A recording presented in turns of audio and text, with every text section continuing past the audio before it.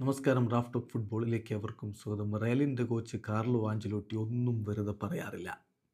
അതൊരിക്കൽ കൂടി അദ്ദേഹം തെളിയിക്കുകയാണ്. ഇന്നലെ സെവിയ്യക്കെതിരെയുള്ള കളി കഴിഞ്ഞിട്ട് അദ്ദേഹം ഓർമ്മിപ്പിച്ചു, ഞാൻ നേരത്തെ പറഞ്ഞില്ലേ എംബാപ്പയുടെ അഡാപ്റ്റേഷൻ പീരീഡ് കഴിഞ്ഞെന്ന്, ഇപ്പോൾ അത് കാണുന്നില്ലേ എന്ന്. നമുക്കറിയാം, സെവിയ്യക്കെതിരെയുള്ള കളിക്ക് മുന്നോടിയായിട്ട് മാധ്യമങ്ങളെ കണ്ട കൂട്ടത്തിൽ കിലിയൻ എംബാപ്പയുടെ പെർഫോമൻസിനെ കുറിച്ച് അദ്ദേഹം പറഞ്ഞിരുന്നു. എംബാപ്പയുടെ അഡാപ്റ്റേഷൻ പീരീഡ് കഴിഞ്ഞു. എല്ലാ താരങ്ങൾക്കും അങ്ങനെ കുറച്ച് സമയം വേണ്ടിവരും. പക്ഷേ എംബാപ്പയുടെ അത് കഴിഞ്ഞു. ഇനി മികച്ച പ്രകടനം നമുക്ക് പ്രതീക്ഷിക്കാമെന്ന്. ഇന്നലെയും അദ്ദേഹത്തിൻ്റെ വക മിന്നും പ്രകടനം കണ്ടു. അതിനുശേഷം ആഞ്ചലോട്ടി വീണ്ടും പറയുന്നു, I said yesterday that Mbappe's adaptation period is over and today he has shown that sometimes I am right എന്ന് അദ്ദേഹം പറയുന്നു. തീർച്ചയായിട്ടും അദ്ദേഹം പറഞ്ഞത് കൃത്യമാണ്. എംബാപ്പയുടെ അഡാപ്റ്റേഷൻ പീരീഡ് കഴിഞ്ഞിരിക്കുന്നു.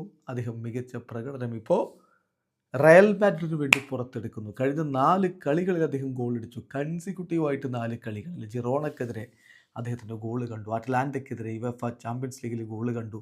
പച്ചൂക്കയ്ക്കെതിരെ ഇന്റർ കോണ്ടിനൽ കപ്പിൻ്റെ ഫൈനലിൽ ഗോളടിച്ചു. വീണ്ടും ലാലിഗയിൽ സെവിയ്യക്കെതിരെ അദ്ദേഹത്തിൻ്റെ ഗോൾ. തുടർച്ചയായ 4 കളികളിൽ എംബാപ്പെ ഗോളടിക്കുന്ന കാഴ്ചയാണ് നമ്മളിപ്പോൾ കണ്ടത്.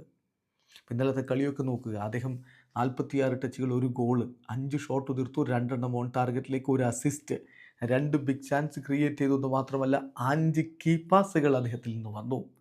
സോ 2024 അദ്ദേഹം എൻഡ് ചെയ്യുന്നത് വിത്ത് എ ബാങ് എന്ന് തന്നെ പറയേണ്ടി വരും. കിടിലൻ പ്രകടനത്തിലേക്ക് എംബാപ്പെ പോകുന്നു. ആഞ്ചലോട്ടിയുടെ വാക്ക് തെറ്റിയിട്ടില്ല. ആഞ്ചലോട്ടിയുടെ കണക്കുകൂട്ടലുകൾ തെറ്റിയിട്ടില്ല. വരും വർഷവും എംബാപ്പെ പൊളിച്ചെടുക്കുമെന്ന പ്രതീക്ഷയിലാണ് ആരാധകരും. വീഡിയോ അവസാനിക്കുന്നു. ഫുട്ബോൾ ലോകത്ത് കൂടുതൽ വിശേഷങ്ങളുമായി റാഫ് ടോക്സ് വീണ്ടും എത്താം.